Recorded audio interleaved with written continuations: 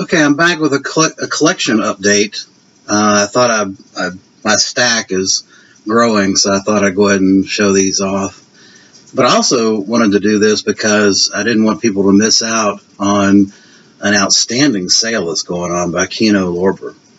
If you go to the Kino Lorber website, they've got a summer sale going on, and they've got so many Blu-rays that are under $10. That it's probably to me, it's one of the best sales I've ever seen.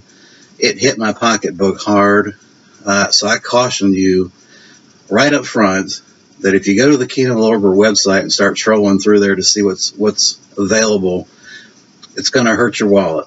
I think big time, because it hurt my wallet. Seriously hurt my wallet. But there were so many titles that are typically $15 to $20 that are like $8 that I went nuts. And I suspect that if any of you guys are like me, you will too. And you're probably going to regret going over to that website. But I feel duty bound to let people know what a great sale that is going on right now. I think it eclipses Criterion sale or any of that other crap. Yeah, Kino Lorber knocking it out of the park. I bought like 20 titles, so I'll show those off probably early August when I get the box. As far as the rest of what I've picked up in July, it's an assortment of interesting things. I picked up, I think I've seen every Christopher Lee movie, or I thought I had, but I've not seen this, and Blue Underground just released it, Deathline, with Donald Pleasance, Christopher Lee. Can't wait to get into this. Awesome, looks like an awesome release.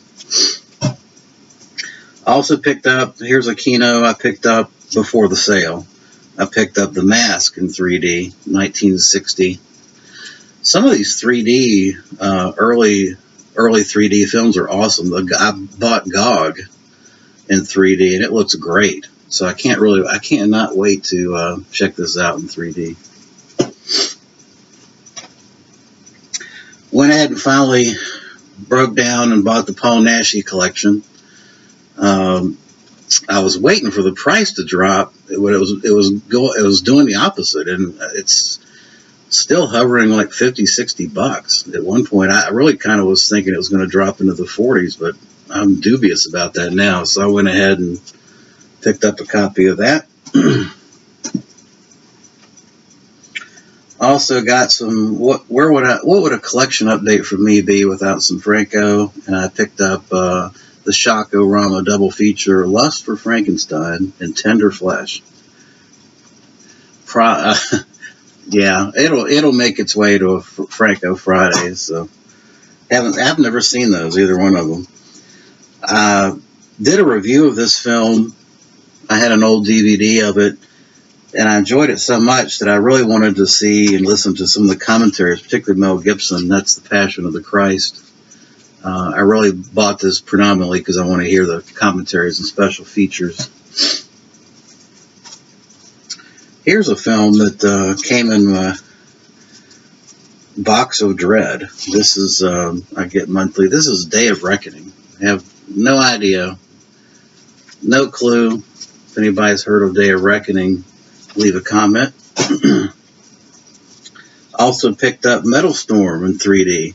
This Jared Sin. This was a cheesy, ridiculous movie, and it's been a long time since I've seen it, so I look forward to checking out the 3D on that.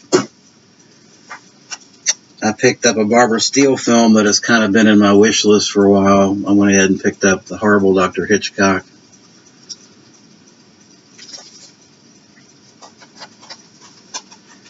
Then I picked up another 3D film that kind of dropped into my price point, and that's Coming at You. It's a Western 3. I've heard pretty good things about this release, so that's Coming at You. I also picked up an Arrow release. This is Brain Damage. Kind of a little late to this party, but I finally went ahead and picked up Brain Damage. That's weird. I was kidding the 13th Wolfman that in one of his pickup videos he talked about this film, and he bought it. He must have bought it almost the same time I bought my copy, and that's the Dorm That Dripped Blood. So here's my copy of that. This has been in my wish list a while. Went ahead and scored it. Also picked up the Blue Underground release of the Stendhal Syndrome. I already got a Blu-ray of this, but Blue Underground does such a great job with their limited editions. I had to go ahead and score it, particularly after listening to Seth Cellular Terror talk about this. Had to have it. The price, I got it at a pretty decent price, like $22. I looked on Amazon and it's jumped up to $40 now. And finally, I picked up the double feature of Don't Look in the Basement 1 and 2. Of course, I've got Don't Look in the Basement multiple multi-packs, but this looks like an excellent release.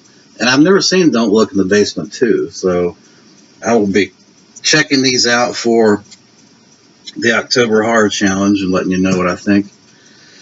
That's it for my little update. I appreciate you watching. Thanks.